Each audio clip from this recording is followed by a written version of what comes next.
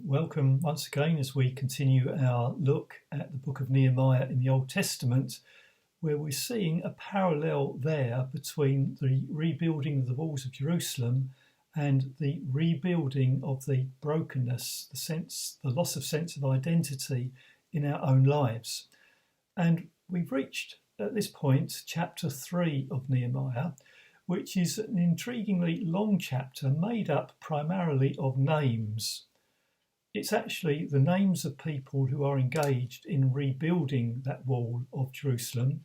And rather than just read the whole chapter, I want to pick up just the first 5 verses to give us a flavour of what is going on and what is contained in that chapter. So this is Nehemiah chapter 3 verse 1. Eliashib, the high priest, and his fellow priests went to work and rebuilt the sheep gate. They dedicated it and set its doors in place, building as far as the Tower of the 100, which they dedicated, and as far as the Tower of Hananel. The men of Jericho built the adjoining section, and Zaccur, son of Imri, built next to them. The fish gate was rebuilt by the sons of Hashniah. They laid its beams and put its doors and bolts in place. Wearmouth, son of Uthrai, son of Hazok, repaired the next section. Next to him, Meshullam, son of Berechiah, son of Meshezabel, made repairs, and next to him, Zadok, son of Baranai, also made repairs. The next session was repaired by the men of Tekoa, but the nobles would not put their shoulders to the work under their supervisors. So the chapter is made up of names, some of which, as you can see, are a little difficult to get your tongue around, but nonetheless, they point to certain things which we need to pick up on as a help to us in seeing what's going on in relation to our own lives. The first of these we see is simply that there are names that are recorded. These people are not recorded by means of numbers, references, or any other description. They are names. And that's important for us to understand, because God sees us as individuals named by our parents, named by others, but by way of names, which is important because we live in an age where so often our identity is recorded by means of numbers, a national insurance number, a bank account number, a PIN number even.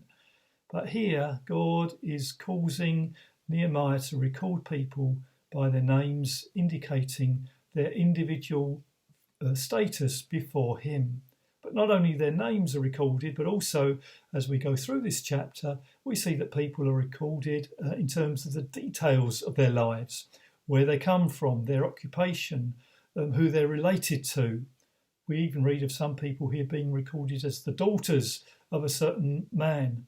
So it's not gender anonymous in that sense. People's identities are clearly recorded. And that also is reflective of the way that God sees us, that he knows our background, he knows where we come from, our circumstances, what we're particularly engaged in, perhaps as far as an occupation may be concerned. But it also brings to our attention the fact that these people building the wall of Jerusalem were engaged in separate activities. Distinct sections of the wall were given over to particular individuals. Now, some of these sections involve not just the wall itself, but other factors such as towers and gates, putting those gates in place, and angles of the walls as well. And this shows to us that rebuilding of our lives and having that sense of identity is not undertaken with a kind of one-size-fits-all approach.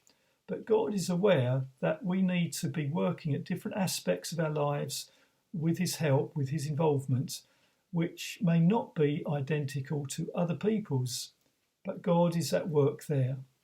But the other thing, lastly, that we need to pick up on is that people were working at the reconstruction of these walls given the material which was in their own hands, the tools which they held. Of course, there were no mechanised technologies which they were able to make use of.